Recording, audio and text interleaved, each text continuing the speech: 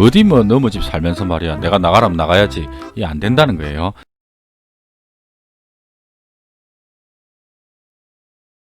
안녕하세요. 김씨북독방TV 김소장입니다. 잊을만 하면 이렇게 영상으로 찾아뵙습니다. 벌써 12월인데요. 올 한 해 코로나 때문에 여러모로 다들 고생 많으셨습니다. 현재 부산이 산발적으로 확진자가 계속 나오고 있는데요. 이제 곧 백신이 개발된다고 하니 조금만 참고 모두 이겨냈으면 합니다. 오늘 영상 주제는 올 7월부터 시행되고 있는 임대차 3법에 대해서 애매하거나 헷갈리는 부분에 대해서 제가 정리해봤습니다. 정말 이 정부 들어서 부동산 대책이 너무 많이 나오니 혼선도 빚고 헷갈리는 부분이 많을 겁니다. 그 중에서도 가장 문의가 많은 부분이 바로 계약갱신 청구권입니다. 세입자, 즉 임차인이 집주인에게 계약갱신을 요구하면 정당한 사유 없이 집주인은 계약갱신을 거절하지 못한다. 이게 주요 골자죠. 실무에서 문의가 참 많습니다. 집주인 입장에서는 묵시적 갱신을 제외하곤 2년 계약 후 계약 해지를 주장할 수 있었는데요. 이제 이 계약갱신 청구권 때문에 추가로 2년을 더 보장해 줘야 되는 거죠. 그래서 집주인 입장에서는 매도를 아예 할 수 없는 거냐, 내가 직접 거주하지 않으면 못 내보내는 거냐, 또 임차인, 세입자 입장에서는 주인이 계약갱신 청구권을 거절하면 손해배상 청구는 어떻게 하냐, 아니면 주인이 직접 살지도 않을 거면서 거짓말하는 것 같다 등 이런 문의가 하루에 한 번씩 꼭 오는 것 같습니다. 그래서 오늘은 제가 주택임대차 3법 주요 골자와 그 중에서도 계약갱신 청구권에 대해서 애매한 부분, 궁금한 부분 제가 쉽게 정리해 드리겠습니다. 강의 영상에서 뵙겠습니다. 자, 강의 영상입니다. 자, 임대차 3법 분석 및 실무 적용 제1강입니다. 자, 주택임대차 3법이 대체 뭔가 이 개념부터 한번 잡고 한번 설명을 들어보시기 바랍니다. 올 7월 1일부터 시행된 주택임대차 3법이란 크게 세 가지로 볼 수가 있습니다. 계약갱신 청구권. 임차인, 세입자가 희망할 때는 계약 만료가 돼도 1회에 한해서 계약갱신 청구가 가능하다는 겁니다. 기간은 2년 한도 내에서. 집주인은 정당한 사유가 없으면 이 계약갱신 청구를 거절할 수 없다는 게 주요 골자죠. 그 다음에 전월세 상한제가 있습니다. 우리가 계약이 만료가 돼서 계약을 갱신할 때 전세나 월세나 그 상한을 5%로 제한하겠다는 겁니다. 내가 전세 1억이 있었는데 계약갱신할 때 2억, 3억 받겠다, 이게 안 된다는 겁니다. 보증금과 월세가 있다면 보증금도 5%, 월세도 5%. 그 다음에 임대차 신고제가 있습니다. 임차인에게 결국 신빙성 있는 시세 정보를 제공했다는 건데, 우리가 매매 같은 경우는 실거래가 정보가 다 공표되어 있고 누구나 다 열람을 할 수 있죠. 그동안에 이제 전세라든지 월세 같은 경우는 이렇게 누군가가 열람할 수 있는 자료가 없었습니다. 그래서 요거는 내년 6월 1일부터 이제 임대차를 의무적으로 신고를 하게 해서 내가 만약에 어느 지역에 시세보다 과도하게 전세금을 준다든지 과도하게 월세를 주는 것을 막겠다는 겁니다. 요 두 가지는 7월 1일부터 바로 시행이 됐고요. 요 임대차 신고제는 내년 6월 1일부터 시행된다는 거 기억하시면 될 것 같습니다. 결국 이 임대차 3법의 법의 취지가 중요한데, 이 법의 취지는 결국 극단적으로 임차인, 세입자를 보호하기 위해서 만든 법률이라고 보시면 됩니다. 근데 말이 많습니다. 이게 워낙 졸속으로 만들어진 법률이라는 평가가 많아서 실제로 제 강의를 들어보시면 이게 극단적으로 세입자가 보호가 되는지 안 되는지 한번 살펴보면 될 것 같습니다. 요 두 가지는 결국은 이제 그냥 바로 이해만 하시면 되는 거기 때문에 별로 어려운 게 없는데, 결국 지금 실무에서 가장 많이 혼선을 빚고 있는 게 이 계약갱신 청구권입니다. 정당한 사유 없이는 거절하지 못하지만 거절할 수 있는 사유도 있고, 또 거절을 했을 때 어떻게 또 손해배상의 문제가 생기니까 그 손해배상을 또 어떻게 하는지, 결국 이게 제일 많이 궁금해들 하셔서 오늘 제가 이 계약갱신 청구권에 대해서 좀 자세히 살펴보도록 하겠습니다. 자, 저희가 계약갱신 청구권에 대해서 저희가 한번 자세히 한번 살펴보도록 하겠습니다. 이 계약갱신 청구권을 이해하기 위해서는 주택임대차보호법 제6조 1항에 대해서 한번 살펴볼 필요가 있습니다. 제가 빠르게 한번 읽어보겠습니다. 임대인은 임대차 기간이 끝나기 6개월 전부터 2개월 전까지 임차인에게 갱신 거절의 통지를 아니하거나 계약 조건을 변경하지 아니하면 갱신하지 아니한다는 뜻의 통지를 아니한 경우에는 그 기간이 끝난 때 전 임대차와 동일한 조건으로 다시 임대차한 것으로 본다. 임차인이 임대차 기간이 끝나기 2개월 전까지 통지를 아니한 경우에도 또한 같다. 제가 쉽게 설명을 해볼게요. 내가 2년 계약을 해서 어느 집에 세를 살고 있는데 계약 만료가 2달 남았습니다. 2달 남았는데 집주인이 아무 말이 없어요. 아무 말이 없으면 동일한 조건으로 재계약된 걸로 간주한다는 겁니다. 이걸 우리가 법률적 용어로 묵시적 갱신이라고 하는 겁니다. 묵시적 갱신. 계약 만료 2달 전에 집주인이 재계약 안 할 거니까 나가세요라고 말 안 했으면 동일한 조건으로 자동 갱신됐다는 겁니다. 이 묵시적 갱신과 이번에 새로 생긴 이 갱신 청구권이 있는 겁니다. 이 갱신 청구권은 2달 전에 집주인이 얘기를 했어요. 나가세요. 저는 재계약 안 할 거니까 나가세요 했을 때 세입자가 나는 갱신 청구권 사용해서 연장할래요 라고 의사표시를 하면 강제적으로 갱신을 해줘야 된다는 겁니다. 보장기간 2년으로. 정당한 사유 없으면 강제적으로 갱신을 해줘야 된다는 겁니다. 그래서 이 묵시적 갱신과 갱신 청구권을 헷갈리시는 분들이 많은데 이 두 개는 또 별개라는 겁니다. 어떤 할아버님이 저한테 오셔가지고 나는 아무 말 안 하고 그냥 2년 연장해줬다. 2달 전에 뭐 서로 말 안 하고 연장해줬으니까 이거 나라에서 하라는 거 해준 거 아니냐라고 하는데 이 묵시적 갱신과 갱신 청구권은 별개라는 겁니다. 갱신 청구권은 내가 재계약 안 할 거라고 했을 때 세입자가 아니 나는 갱신 청구할게요 라고 했을 때 해주는 거고 서로 말 없이 갱신된 거는 묵시적으로 갱신된 거기 때문에 이 갱신 청구권은 별개라는 겁니다. 그래서 최초 계약 기간 2년 그리고 묵시적으로 갱신이 됐다면 또 2년 거기서 만약에 갱신 청구권을 사용하면 또 2년 총 6년을 임대차를 보장해 줘야 된다는 얘기입니다. 정당한 사유 없이는. 그리고 이번에 개정이 된 부분인데 이 묵시적 갱신 같은 경우는 그전에 12월 10일까지는 1개월 전까지 통보였습니다. 1개월 전까지. 이게 개정이 됐죠. 그래서 이 올 12월 10일 이후에는 2달 전까지 통보를 안 하면 묵시적으로 갱신된다는 겁니다. 이 부분도 세대로 있는 분들이나 아니면 집주인분들이나 한번 체크를 해보시면 될 것 같아요. 자, 그러면 이 갱신 청구권이 가장 큰 문제가 되는데 이 갱신 청구권은 의사표시를 하면 강제로 갱신을 해줘야 된다는데 정당한 사유가 있으면 거절을 할 수가 있습니다. 합법적으로.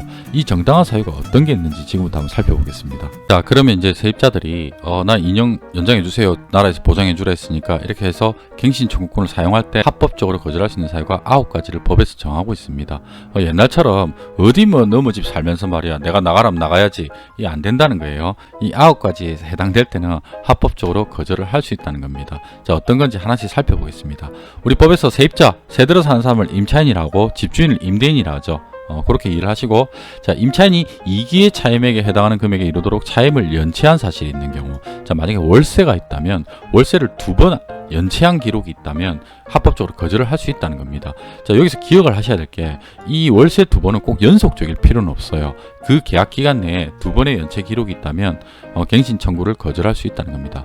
자, 2번 임차인, 세입자가 거짓이나 그 밖에 부족한 방법으로 임차한 경우, 이거는 실무에서 크게 일어나지는 않는 일이니까 넘어가고요. 자, 3번 서로 합의하여 집주인이 세입자에게 상당한 보상을 제공한 경우 서로 합의서를 작성하고 이사비 그 정도 주면 저는 갱신 청구 포기하겠습니다. 이렇게 하면 그 합의된 내용대로 갱신 청구를 거절할 수 있다는 거고요. 자, 4번 세입자가 집주인의 동의 없이 목적주택의 전부 또는 일부를 전대한 경우, 자, 쉽게 설명드릴게요. 전전세 줬다든지 방 한 칸 사글세방 내주고 또 월세 받았다든지 집주인의 동의 없이 그럴 때는 거절할 수 있다는 겁니다. 자, 5번 세입자가 새 사는 주택의 전부 또는 일부를 고의나 중대한 과실로 파손한 경우 당연하겠죠. 자, 6번 내가 새 들어 사는 주택의 전부 또는 일부가 지진이 나갖고 무너졌다든지 임대차의 목적을 달성하지 못할 경우에도 거절할 수 있죠.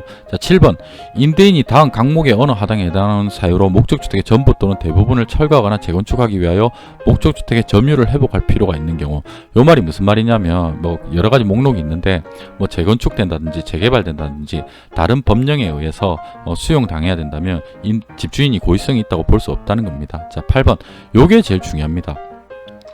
요즘 제일 많이 헷갈리는 부분이죠. 임대인, 집주인, 임대인의 직계 존속, 직계 비속을 포함입니다.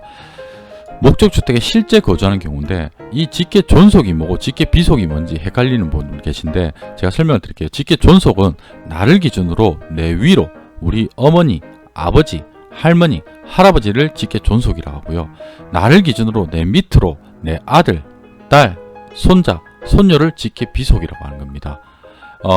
그런데 이제 여러분들 제일 헷갈려하는 분들이 그럼 우리 형제는 어떻게 되냐? 형제는 직계 존비속에 포함이 안 됩니다.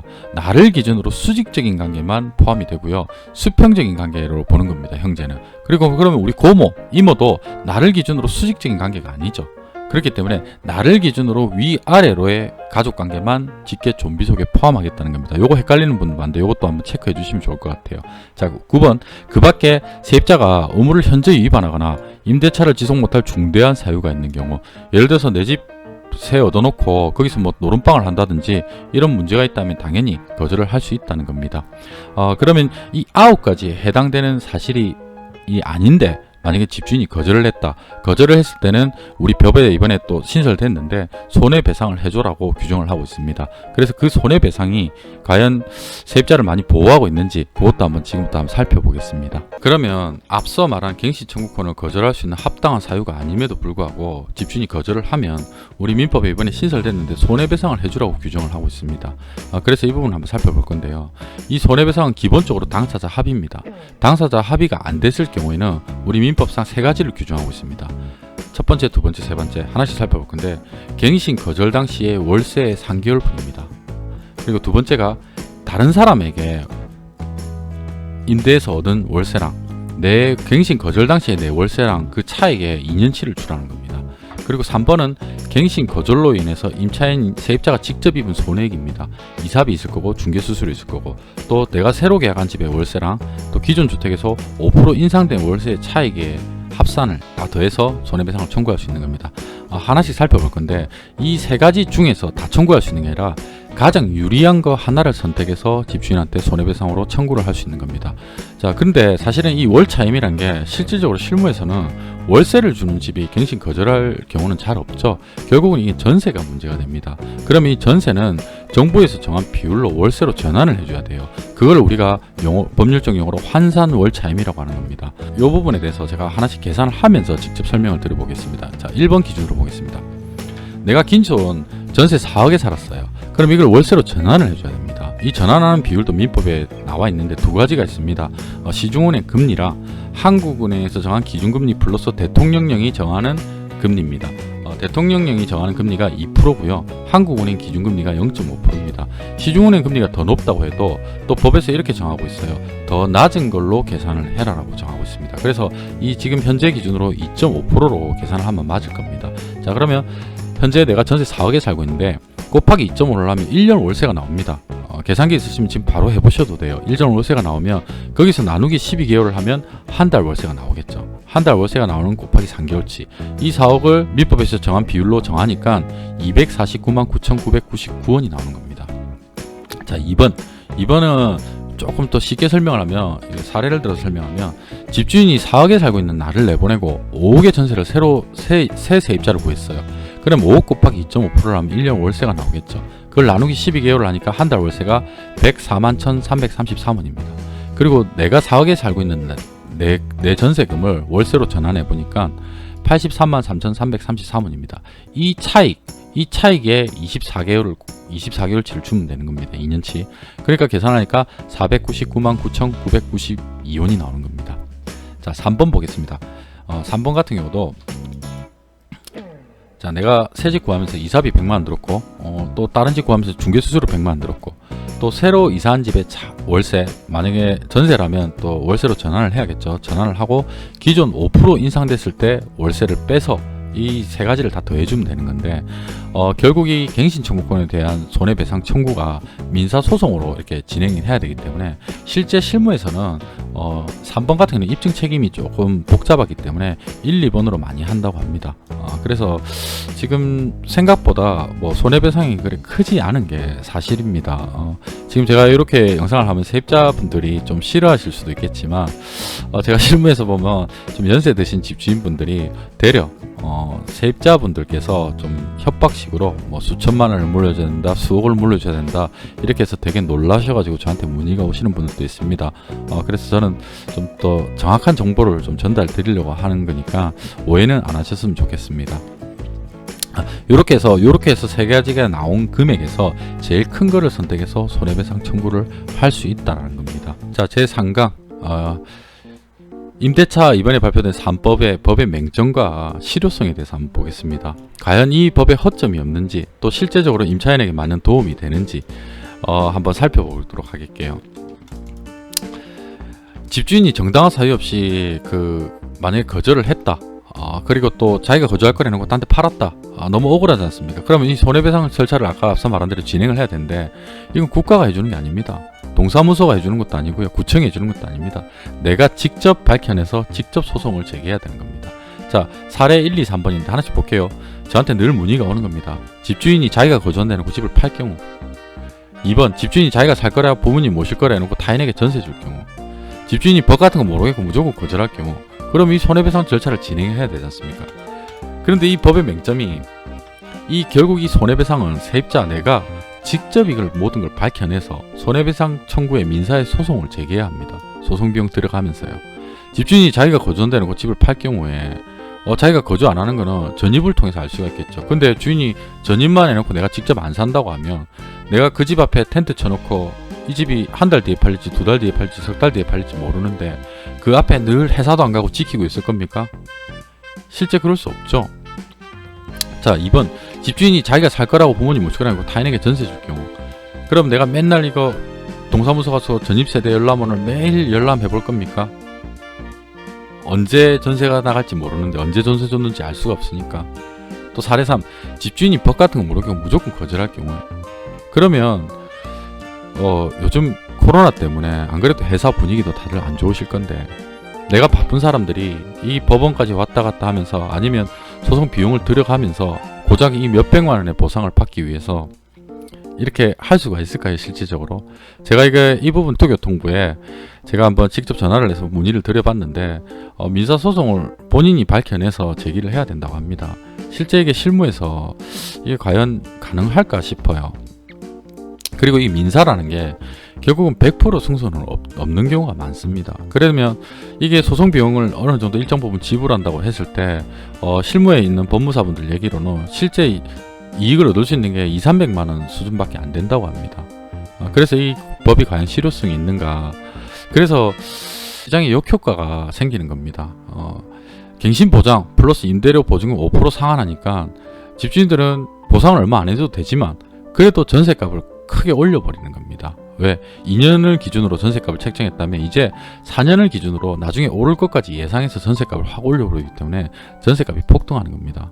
그리고 2번 앞서 말한 설명대로 수억 올랐는데 지금 수억, 10억, 5억, 10억 올랐는데 고작 몇백만 원 때문에 이 집주인들이 이 갱신 청구권을 보장해 줄까요? 그리고 지레 겁먹은 나이 많으신, 아까 말씀드린 나이 많으신 집주인들 같은 경우는 괜히 전세 주면 큰일 날까 싶어가지고 전세 매물이 점점 기해지죠. 결국 서민들이 대려 월세 시장으로 쫓겨나고 있는 겁니다. 그래서 오늘 강의를 이렇게 좀 마무리까지 같이 하자면, 옛날에는 좀 서로 만약에 전세가 얼마 안 올리겠다, 아니면 얼마 보장해주겠다, 이런 약정들을 서로 합의하고 암묵적으로 합의를 했는데, 이 주택임대차 보호법이 그렇습니다. 이런 강행 규정이 성격이 강한 법들은 임차인, 세입자에게 불리한 합의나 약정은 무조건 무효입니다. 무효기 때문에 서로 집주인들도 이제 서로 신뢰를 못하는 겁니다. 이렇게 하기로 해놓고 나중에 뒤집어 버리니까. 그래서 오히려 전세값이 폭등하고 오히려 전세를 안 주려고 그러고 그런 현상들이 생기고 있어요. 그러니까 결국은 이렇게 법으로 치닫게 되면 실질적으로 서로의 상처만 나기는 감정 싸움이 되는 경우가 훨씬 많습니다. 오히려 이 법이 없었을 때가 더욱 이제 세입자나 집주인들 간의 유대관계라든지 서로 합의되는 부분이 더 많았던 게 아닌가, 실무에서는 좀 그래 느껴지고 있어요. 지금은 집주인들 역시도 저희 중개사들이 얘기를 해도 임차인들, 세입자들을 못 믿는 상황이고, 세입자들 역시도 집주인들을 못 믿는 상황이 되지 않는가 싶습니다. 그래서 오늘은 여러분들이 제일 궁금해하는 계약갱신 청구권, 또 임대차 3법이 과연 실효성이 있는지에 대해서까지 한번 살펴봤는데, 좀 부족한 부분이 많았지만 그래도 좀 도움이 됐으면 좋겠습니다. 궁금한 사항은 언제든지 댓글로 문의 남겨주시고요. 12월 얼마 안 남았는데 올 한 해 마무리 잘 하시기 바랍니다. 저는 항상 또 더 좋은 영상으로 찾아뵐 수 있도록 노력하겠습니다.